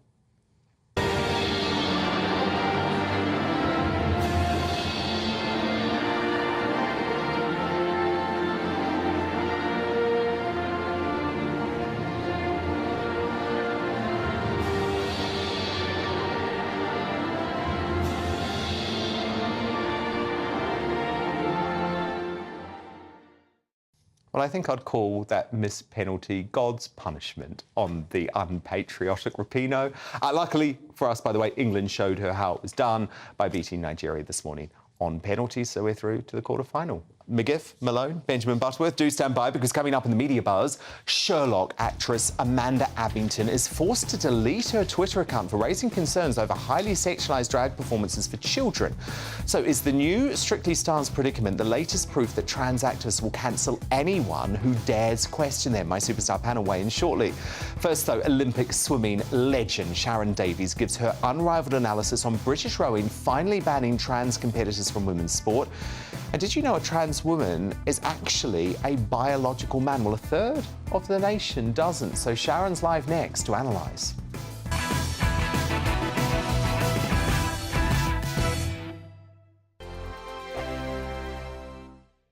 The Live Desk with me, Mark Longhurst. And me, Pip Thompson. It's here Monday to Friday on GB News. From midday, we'll bring you the news as it breaks, whenever it's happening and wherever it's happening, from across the UK and around the world. Refreshing, feisty, but with a bit of fun too. If it matters to you, we'll have it covered on TV, radio and online. Join the Live Desk on GB News, the People's Channel, Britain's news channel. Weeknights on GB News from 6 p.m. You'll always get drama. Please stop, Michelle. I know, yeah. Please stop. Should I just shut up? Romance. You like me, I like you. There you go. There you are. Well, don't tell anybody. Adventure. Etc. That's the whole point. And action. Sergeant Reed, my superstar panel, they're already at it. They're fighting. It's going to be quite a show. Only on GB News, the People's Channel, Britain's news channel. So Jubes and Kerr, we tackle the issues of the day with real robust debate, both sides of the fence, battling it out with me in the middle with my forthright opinions and views. And often really interesting things happen because you start with a position and then by the end of the debate you find actually, well, I might not have thought about that one. What we need in this country is 2 new political parties. You should maybe think about doing a 2024 calendar. I'm Michelle Dewberry and I'm keeping you company right through until 7 o'clock this evening. GB News, the People's Channel, Britain's watching.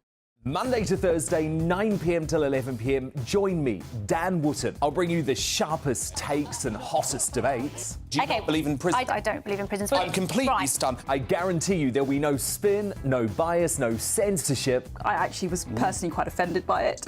And no reason to go to bed. So I guess they've always been quite woke. That's Dan Wootton tonight on TV, radio and online. Monday to Thursday from 9 p.m. till 11 p.m. on GB News. The People's Channel, Britain's news channel.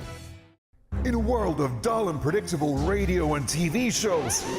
Oh, hi. On Mark Dolan tonight, we've got big guests. We drill into the big stories of the day.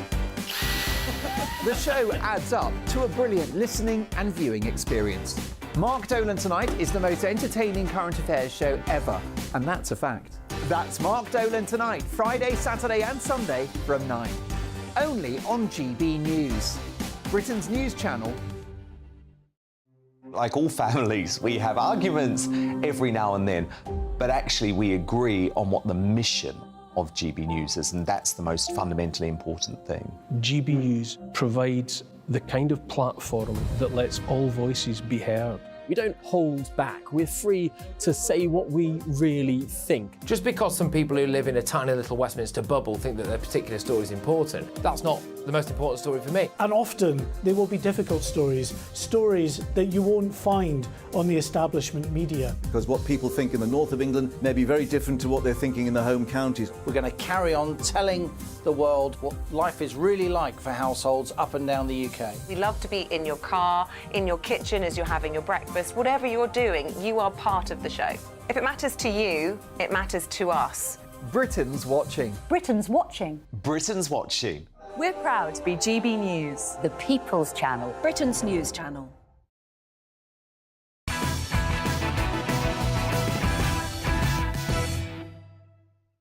Fleet Street's finest, Calvin Mackenzie, coming up on the government's plan to send illegal migrants to Ascension Island. But first, former Olympic swimmer and medalist Sharon Davies and a transgender tennis player, Alicia Rowley, has won a women's national championships in America. Under US tennis rules, trans athletes are allowed to compete alongside biological females, something that tennis superstar and women's rights campaigner Martina Navratilova has slammed as not fair on Twitter. Now, Sharon Davies, great to speak to you.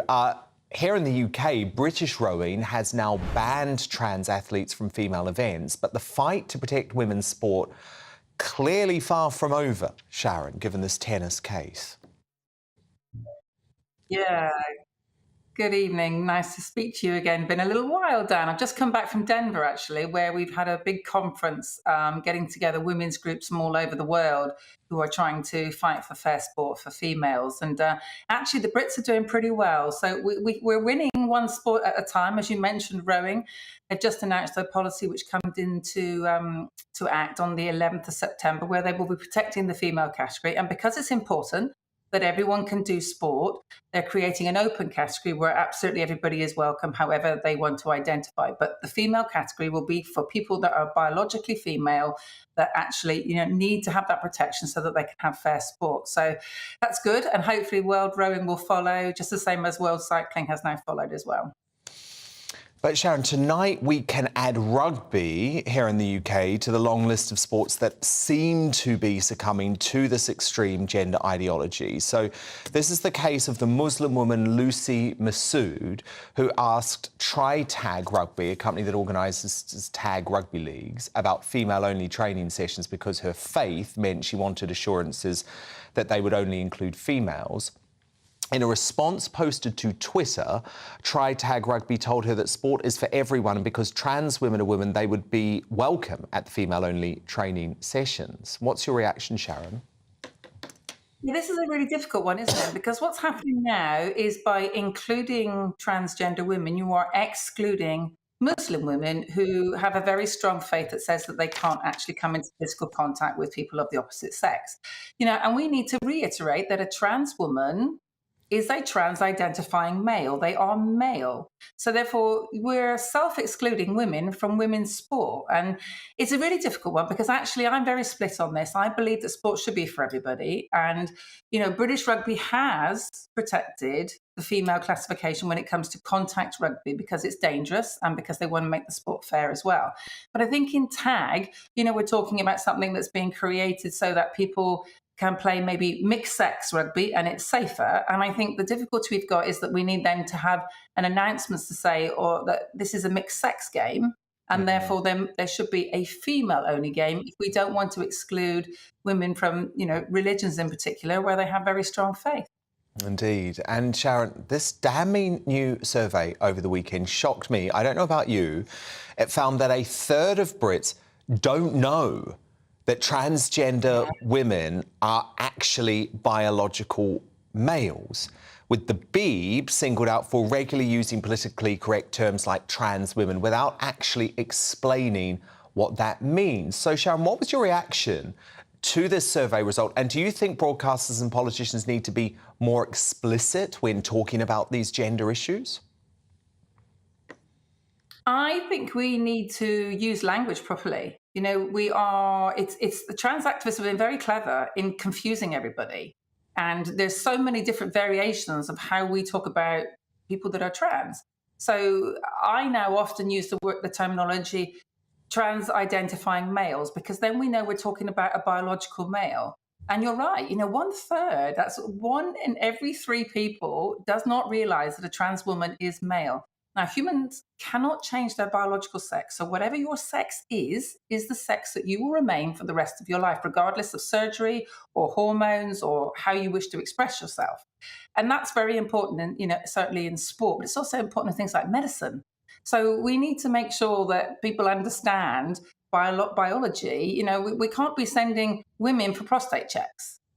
We can't be sending males for cervical smears. We need to make sure that we know the difference in biology. So I think, yes, there's a lot of deliberate confusion going on. And one of the things that I find very difficult to get my head around is when we say transgender woman accused of rape, and I just think that's when we need to be saying trans identifying male categorically, because these are male crimes. They're not female crimes, and we need to understand that. There's such an irony about the BBC pushing this message, though, Sharon, because look at the weekend that we've just had. Huge big ups to the England Roses netball team that made the World Cup final for the first time. They took silver. History making. Then, of course, you've got the BBC quite rightly talking about the Lionesses at every possible opportunity. These are team sports, Sharon, that would be utterly destroyed if there was a biological male taking even one of the positions, either on the court or on the pitch. So the message is very mixed, isn't it? Because you've got the BBC pretending that they care about women's sport, but they're not standing up for women. The next governing body in this country to protect the female classification. At the moment, we know of, so there will be more, but we know of 50 trans-identifying males that are playing in the female game. So that's 50 women that are losing their spot to people that are male. And a large proportion of them are goalies, because obviously being more explosive, being taller, having bigger hands, those are all big advantages to when you're being a goalie. So, yes, it's fantastic to see those girls out there doing us proud, but we need to make sure there's a pathway. And if the pathway is full of people that are male in the female game, then that's going to make it very difficult for our girls to find their way through. So I'd like very much for the FA to protect the women's game. And then, of course, we'd very much like FIFA to do the same thing. What did you think of Megan Rapinoe? And we are winning. It's just, it shouldn't be this hard.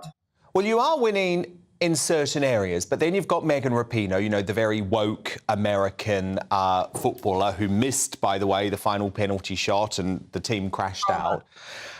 She says absolutely fine, has no issue with trans competitors.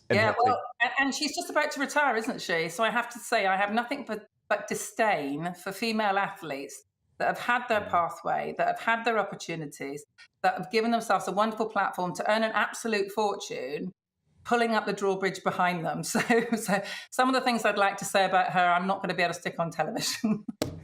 Loud and clear, Sharon Davies, our Olympic medalist and women's rights campaigner. Thank you so much, Sharon. We'll speak soon.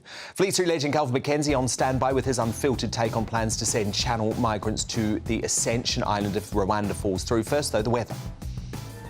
That warm feeling inside. From Boxed Boilers. Proud sponsors of weather on GB News. Evening, I'm Alex Deakin and this is your latest weather update from the Met Office for GB News. Bit of a north-south split with the weather tomorrow. Mostly fine across the north, whereas in the south quite a grey Tuesday with rain and drizzle. From this little weather feature, it doesn't look much, does it? But it is introducing more cloud, rain and drizzle as we go through the evening, and it'll continue across the south overnight. We do have some showers around across northern Scotland at the moment. Some heavy ones here and there as well. They'll steadily fade through the night, and then a good part of Scotland, Northern Ireland, northern and eastern England will be dry and clear through the night, and that will allow it to turn a little chilly. Temperatures down into single figures. A mild night in the southwest because the cloud is moving in. It's going to make for a miserly, drizzly start across south and west Wales and southwest England. And some of that light rain and drizzle will trickle towards the Midlands and eventually towards the southeast. So after a bright start here and for East Anglia, it will cloud over. Much of northern England, though, Northern Ireland, central southern Scotland having a fine day with some sunny spells. Just a few showers in the far north where it'll still be breezy. And still on the cool side, temperatures struggling to reach 20 degrees for most of us, but there are signs of warmer weather on the way. A fine day for many on Wednesday. It will be again quite cloudy in the west, some patchy rain for Northern Ireland, certainly in the morning. A bit misty and murky around the coasts in the southwest, but for a good chunk of the country, Wednesday looking dry with some hazy sunshine and starting to turn a little warmer with temperatures more widely into the 20s. That warm feeling inside. From Boxed Boilers, proud sponsors of weather on GB News. Coming up, in Uncancelled, it played a key role in our victory in the Falklands, but now Ascension Island could be the destination for Channel migrants heading for Britain. Fleet Street legend Calvin Mackenzie delivers his verdict on the British overseas territory and 5 other African backups if Rwanda falls through.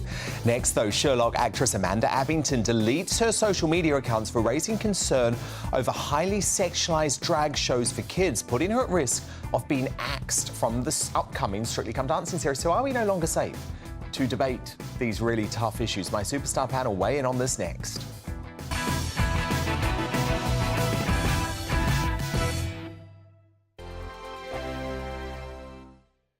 Monday to Thursday nights on GB News. At 6, it's Dubes & Co. 7 o'clock, Farage. At 8, join Jacob Rees-Mogg. And at 9, Dan Wootton Tonight, followed by Headliners. On TV, radio and online.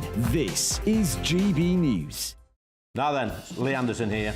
Join me on GB News on my show, The Real World, every Friday at 7 p.m. I'm not eating bloody cat. Are you Delicious. mental? Open your mouth. OK, here comes a train. Reminds me of the scene in Singing in the Rain. Adam, is that a good one? Whoa! Join me at 7 on GB News, Britain's news channel. Join me, Camilla Tominey, on Sunday mornings from 9:30, taking the politicians to task and breaking out of SW1 to see how their decisions are affecting you across the UK. Bursting the Westminster bubble every Sunday morning, only on GB News, the People's Channel. Britain's watching. Join us every night on GB News at 11 p.m. for Headliners, which is 3 top comedians going through the next day's news stories, which is exactly what you need, because when the establishment has gone crazy, you need some craziness to make sense of it. So join us 11 p.m. every night on GB News, the People's Channel, Britain's news channel. I'm Andrew Doyle. Join me at 7 o'clock every Sunday night for Free Speech Nation, the show where I tackle the week's biggest stories in politics and current affairs with the help of my 2 comedian panellists and a variety of special guests. Free Speech Nation, Sunday nights from 7 on GB News, the People's Channel, Britain's news channel. Every Sunday from 11, join Michael Portillo. There will be topical discussion, looking at the week before and the week to come. So kick back and relax at 11 a.m. on Sundays on GB News with me, Michael Portillo. GB News, the People's Channel, Britain's news channel. I joined GB News because I was sick and tired of not hearing my views being represented, not just mine, but so many people that I knew and spoke to. I just couldn't get my voice out there. I couldn't say anything. I couldn't do anything. Whatever the narrative was, I kind of had to follow it. GB News is there to provide a voice for those who have been ignored by the establishment media. We think different things, we've got a different style. GB News is here to be optimistic and positive about the future. It's real kind of dynamic and flowing, with the audience very much at the heart of it, like a big family. Here at GB News, we talk about the things that matter to you. Hearing the voices from right across our towns and cities, especially our towns. All sides of the argument represented with a heavy dose of opinion. We're on a mission here to make a difference. And the GB News family really is here for you, and whatever time of day you can watch or listen. Britain's watching. Britain's watching. We're proud to be GB News, the People's Channel, Britain's news channel.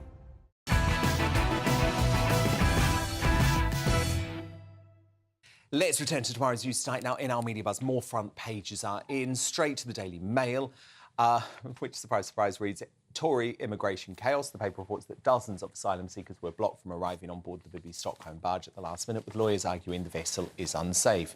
The Eye leads with fears of a fall in top A-level grades. The paper says the 2023 results will not take into account the disruption caused by teacher strikes, with 50,000 pupils set to miss out on top grades next week.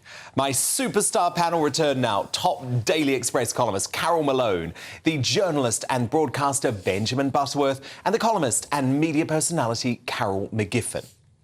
Now, star British actress Amanda Abbington was an unlikely Strictly Come Dancing contestant for two reasons. One, she's actually pretty famous, right? And two, she isn't woke.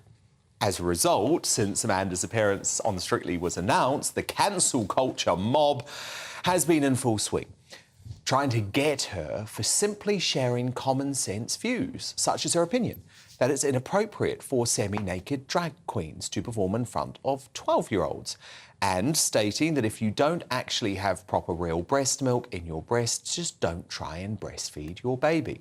Nothing controversial there, right? However, she's been hounded by the extreme trans lobby online, deleted her Twitter profile, and has now posted a 7-minute grovelling video to Instagram. Watch. A tweet back in March was regarding a 12-year-old who was doing it in front of adults, and it just upset me because I saw a little kid, a 12-year-old, doing something very over-sexualised, and I didn't think it was right. And that was my tweet. I didn't associate it with the trans community, nor would I associate that with the trans community, because I think they're two separate things. I'm not transphobic. I'm not a transphobic person. I am a firm supporter of the legitimate trans community. I always have been. Now, Carol Malone, what is so depressing about this is the fact that Amanda feels the need to yet again justify opinions that are shared by the vast majority of her fellow citizens because of a tiny mob, a media mob that only really exist on Twitter, because otherwise she fears being cancelled by the BBC. You know, I've met Amanda Abbington and spent some time with her, and no one who knows or has met her would think for one single second she's transphobic. She's not. When I met her, I felt that we were quite alike in the sense that we're quite instinctive and quite reactive to things. You know, we get passionate about stuff. She's outspoken. She's very outspoken. But, you know, I am devastated. I'm really disappointed that she has made this statement, because the word used before was grovel. She's prostrated herself in front of the nation, but particularly in front of the trans mob, and has had to explain herself. Now, because she's going, I just have this feel, because this isn't her at all, that's not what she's like. I just have this feeling that she might have been pressurised, maybe by the BBC, who she's now going to do Strictly with, because we know how woke the BBC is. They won't want this coming up while she's a contestant. So I imagine, and I don't know this, for sure, they can correct me if I'm wrong, I'm thinking to myself, maybe they've told her to make this statement to get it out of the way. And delete your Twitter account altogether. And also, you know... So depressing. It is depressing, but, you know, I was thinking about it and I was thinking, you know, she's an actress of a certain age. Maybe she needs the cash, maybe she needs the profile. You know, Strictly does amazing things for people in terms of regenerating careers, so I can't actually blame her on that basis. However, I'm saddened that a woman with the kind of fire that she has, with firmly held convictions, has felt the need to do this. I don't see her as being the strength But this is how the Twitter mob operates, isn't it? They don't stop until they had a scalp. So she feels like she actually had to get rid of all of her history. Now, the reason that I really respect Amanda is she was one of the few people in the showbiz community who spoke out against lots of the madness throughout the COVID pandemic, and that took real guts to do as well. Yeah, I think she's apologised for quite a few things that she's said in the past, which is a bit disappointing, because the thing is, when you do that, they win. And, you know, these mobs you get on Twitter are just so pathetic. It's like the minute you start backing down and you start saying, yeah, OK, well, I'm sorry, that's it, they've won, and they'll do it to somebody else. Come in for the kill then. You know, I would never, ever do that, and I would never delete my account because of that. But why is it, Carol, that so many businesses, so many institutions are kowtowing to this mob who are vile, they are vicious, they threaten abuse, they incite violence. It's because all of the people in London are on Twitter. None of the people out there in the real world are spending their lives looking at this vitriol. That's the whole point. That is the whole point. And now she's done that and it's getting more publicity. It's kind of giving it attention and oxygen, and she should just be quiet, really. Benjamin, why did you scoff when McGiff said she I was just joking about my hopes that Carol would delete her account. Look, I'd never heard of this woman. I had not seen any tweets about this issue. You're like the mob. You're part She's of a the mob. huge actress and has been in many, many things. So. Look, I don't watch many series because I'm not good with commitment, but I hadn't heard of her. I hadn't seen the tweets about her. I think this is just trying to stoke a culture war by picking up on things like this. People are allowed to disagree, and clearly some people did disagree on Twitter, and that's fine. What's the problem? Well, did she clearly felt forced into doing that and worried about losing her big opportunity on Strictly Come Dancing? Can you not see that? I mean, from what Carol says, she's being rather disingenuous if she's done this and that's not how she is. You know, what she said was, and you heard what she said, she was objecting to she was watching a 12-year-old boy doing a drag act, and she felt it was over-sexualised for a boy of age. Now, that's a perfectly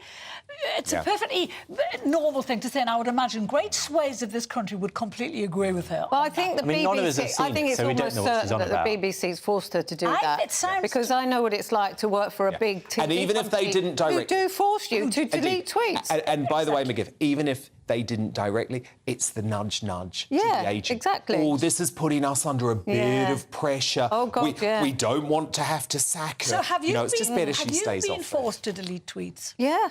I've been not by GB News. No, not by ITV. No, by ITV. Yeah. Just to clarify. Yeah, to delete tweets. I didn't, by the way, and I got pulled up quite a few times for liking tweets. Yeah. Seriously, and that's what the BBC did, that's what this feels to me. It feels to me like she's being pressurised. And you know, the thing is, you know, if I was her, I'd just walk away. This is an ideology. You know? There is nothing that says we have to believe this ideology, and yet people who don't are cancelled. Well, look at how they're treated. Yeah. Indeed. Now, look, joke of the jungle, Matt Hancock would no doubt do anything to get onto Strictly Come Dancing, and the shamed former health secretary had us all feeling a little bit sick in our stomachs today, uploading a video to TikTok of him miming a song.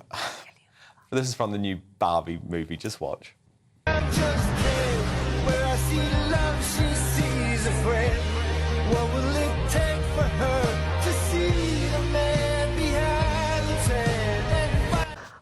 McGiff is literally not coping with that. And just in case you thought that was an outliner, I decided to put together some more of his cringiest hits. Oh my God, I can't believe it. It's 2 years ago today that we did the first vaccine in the world in Coventry, and then I cried on TV. So embarrassing. Thanks for all the feedback. Yes, the shirts have been a bit creased, so here goes.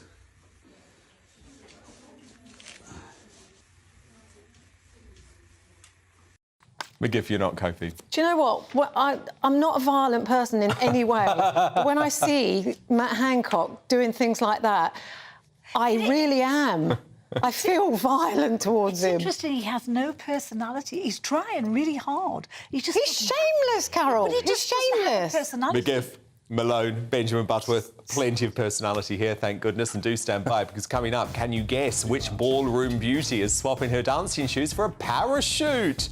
I'll reveal all as we reveal our greatest Britain and Union jackass. But next, and uncancelled, it's home to just over 800 people, but could Ascension Island soon be bolstered by an influx of Channel migrants? Government ministers hope so if their Rwanda plan falls through.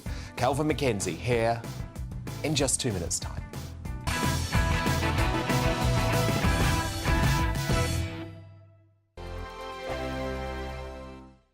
What you get for breakfast is something that, if we do our jobs right, you will wake up to news that you didn't know the night before. It's a conversation. It's not just me and Eamon. We want to get to know you, and we want you to get to know us.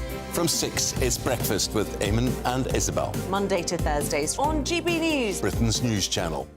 When the news happens, it happens here. And really important breaking news. Breaking news this morning. On TV, radio and online, the news starts here on Britain's Newsroom. All the biggest stories and the answers that you need from across the UK and beyond. Join Britain's Newsroom from 9:30 on GB News. The People's Channel, Britain's news channel. Join me, Patrick Christie's Monday to Friday, 3 till 6. We tackle the day's news agenda like you've never seen before. It's high tempo, high octane, the most controversial topics, and the best guests. You will not be able to take your eyes and ears off it. I'm not afraid to ask the questions that you really want answered. 3 till 6 p.m, Monday to Friday on GB News, the People's Channel, Britain's news channel. Westminster is going around in ever-decreasing circles, followed by the media. Britain is broken. How on earth did we get into this mess? But more importantly, how do we get out of it? Join me at 7 p.m, Mondays to Thursdays on Farage, here on GB News. We will have open, rational debate. We've got to work out how Britain moves forward from this. Join us here on GB News, the People's Channel. Britain is watching. People in Britain, they love free speech, but they also love fair play. I don't care if I'm speaking somebody from a trade union, from the Labour Party, somebody from the SNP. And I think the viewers like to see that actually we can challenge one another, but in a positive way. We think we ask the questions that people want to ask, and often we ask the questions that we wanted to ask in Parliament but never got the chance to ask. So join us every Saturday, 10 a.m. till noon on GB News, Britain's news channel.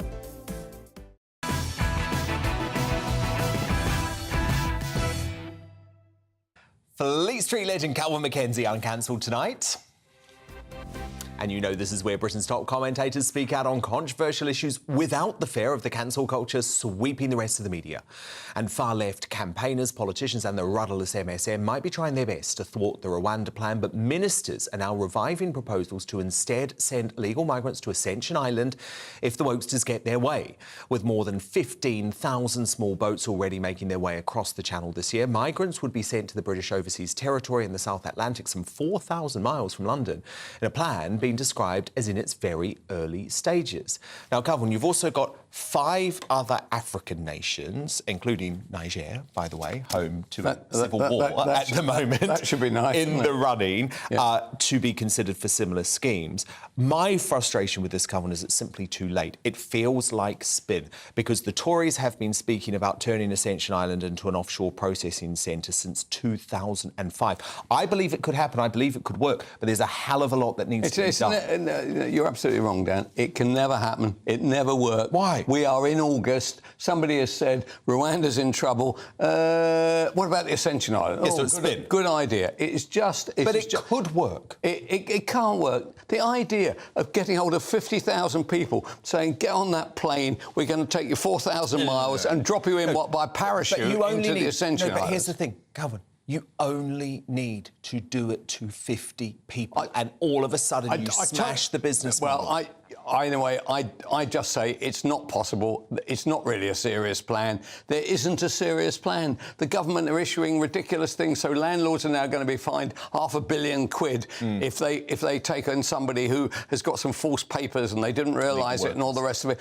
They aren't dealing with the substantive policies. The Libby Stockholm thing, that's not going to work. It's about 3 people. There's 170,000 out there that are going to be dealt with every day. Only 15 people entered that damn barge today. But what about the most ridiculous aspect of it all is that the people who didn't get on the boat used lawyers we paid for, our lawyers, saying that they're scared of water. How did they arrive, for God's sake?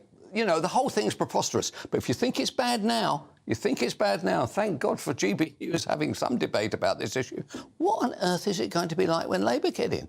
What is their plan? There is no plan. We don't have, either on the Tory side, to be honest, or the Labour side, we have no plan to deal with this. You only have one plan. It's my plan. You take the smugglers out. You treat it like a war. Yes, it will cause problems with Belgium and France. We've always had problems with them. We've been fighting them for 1,000 years. It doesn't matter. If we don't do something in which we meet fire with fire, we will be talking about this in a... How does that work? Because surely you would have to define the people smugglers as a terrorist organisation to be able to justify doing that. Yeah, well, that's the way we view it, isn't it? That we view people who are going to try to destabilise our country, rob our schooling, rob our NHS. If we don't do something, OK, what's the alternative? The alternative is to listen to more and more Home Secretaries coming up with more and more preposterous ideas, like sending 30,000 people, 20,000, 2,000 people to the Ascension Islands. Where did that come from? You make the point there. We've been hearing this now honestly, I'm not the youngest person in the world. I've been listening to it for 20-odd years, right? Yeah. And so that is never, ever going to happen. So what is going to happen, right? When Labour get in, they might as well put a big sign at the White Cliffs of Dover saying, I tell you what, everybody welcome. There are those who are in favour of open borders. They are basically socialists, right? And some of them are communists and Marxists, but the rest of us have to fight for our country. Otherwise, we're going to get swamped. How many more Nigers are there going to be? How many more wars are there going to be in Africa? The whole of Africa will be moving across Europe unless we do something about it. Unless we take to guns and we use the SAS and the SBS in the manner I would like to see them used, I can never, ever see this being resolved. So warfare against the people smuggling gangs is your solution. Yeah. The problem is it's easier said than done. It is easier said than done, and it doesn't matter that we fall out with France. That is the least of my problems, to be honest. The most of my problems is stopping literally 100,000 of people. That's 100,000 now. The whole of Niger could come over here right now. They could all claim we're at war. It is shocking. You know, it really is. It really is. It is a national emergency. And I think you're right. There's a lot of spin. There's not a lot of hard and fast on either action. side. On either side. Indeed. Calvin McKenzie, thank you so much. We will speak later in the week. But it's time now for tonight's Greatest Britain and Union Jackass. My superstar panel return. Carol Malone, who's your nominee for tonight's Greatest Britain? OK, mine is Shirley Ballas, who at the age of 62 this week is about to embark on a skylathon. She's going to do a skydive and she's going to do a wing, you know, one of these wing walk things, and she's doing it for a suicide charity. And she's doing it for very good reason. Her brother David took his own life in 2003 at the age of 44. Shirley has said publicly that when someone in your family kills themselves, it leaves a hole in your heart that never heals. So she's doing this now for charity. So good on her. She's one of the bravest women I know. It's going to be absolutely brilliant. Well done, Shirley. Benjamin Butterworth, your Greatest Britain. Well, for the record, I wanted to do Shirley Ballas as well, because I think she deserves... I'm always ahead of you. Well, who are you going to go with instead? But I've gone with Steps, the brilliant band who spoke up for trans lives and trans rights at Brighton Pride on Sunday, and I think they should be proud of themselves standing up to the sort of hateful mob that is trying to demonise trans people. McGiff, your nominee. Mine's an honorary one. It's Elon Musk, who has said he will pay all the legal bills of people who have been treated unfairly by anything that they've said on Twitter or X, whatever it's called now. And I'll be calling him. I'll be getting in touch. Sorry, did you say also arguing for cash and then go with the guy that makes all his money from inflated mythical digital money? Do you know what? I actually think, McGiff, you might have a good case. You might have a good case with Mr Musk. I might. Come on, let's test if this scheme actually works. Fund McGiff. But look, I'm actually going to go with Shirley Ballas because she's a good friend of mine and I think it's brilliant what she is doing here. Carol Malone, your Union Jackass nominee. OK, I say this hugely reluctantly, but I'm going to pick Amanda Abingdon. I didn't want her prostrating herself before the Trans Brigade. I didn't want her apologising for something she never, ever said, and I'm really sorry that she did it. Yeah, no, and you explained why earlier, absolutely. Benjamin Butterworth, your Union Jackass nominee. Well, mine is a much less arduous decision than Carol's. My Union Jackass is Liz Truss, the 49-day work experience Prime Minister, who handed out a gong for every 4 days that she failed in office. Do you know what? I stand by this. The country would be in a much better place economically and socially if Liz Truss and Kwasi Kwarteng had been able to carry out their brave and bold plan. They were stopped by the faceless, anti-democratic, globalist elite. And you know what? I think Truss should absolutely get her honours list. McGiff, your Union Jackass nominee. It's NatWest Bank. For bringing in more stringent controls over people's money, how they can spend it, how they can pay it in, especially cash, and we have to stop. If I were a NatWest customer right now, I would be closing my account and moving to another bank. Carol, isn't your hubby going to do that? Who are we talking to? Oh, Malone, sorry, Malone. You, Malone, not me. isn't your hubby doing that, Malone? No, I don't think he's with them anymore. Oh, OK. Good. I must have been Well, the thing is, seriously, I think you're right. Anyone who has an account with them, with Coots or whatever, because they have no respect for their customers. No. Close it down. Go Look, move. I've got to open an account with NatWest to balance. Of course you are. I've got to go with McGiff here. NatWest tonight's Union Jackass, for trying to stop us being able to spend our own cash. And well done, everyone, for our Don't Kill Cash campaign. Now signed up by 250,000 of you. Malone, McGiff, Benjamin Butterworth, my fabulous superstar panel, thank you so much for your company tonight. I'm back again tomorrow from 9 p.m. Headliners is next. Good night. The temperature's rising. Boxed Solar, proud sponsors of weather on GB News. Evening, I'm Alex Deakin and this is your latest weather update from the Met Office for GB News. Bit of a north-south split with the weather tomorrow. Mostly fine across the north, whereas in the south quite a grey Tuesday with rain and drizzle. From this little weather feature, it doesn't look much, does it? But it is introducing more cloud, rain and drizzle as we go through the evening, and it'll continue across the south overnight. We do have some showers around across northern Scotland at the moment. Some heavy ones here and there as well. They'll steadily fade through the night, and then a good part of Scotland, Northern Ireland, northern and eastern England will be dry and clear through the night, and that will allow it to turn a little chilly.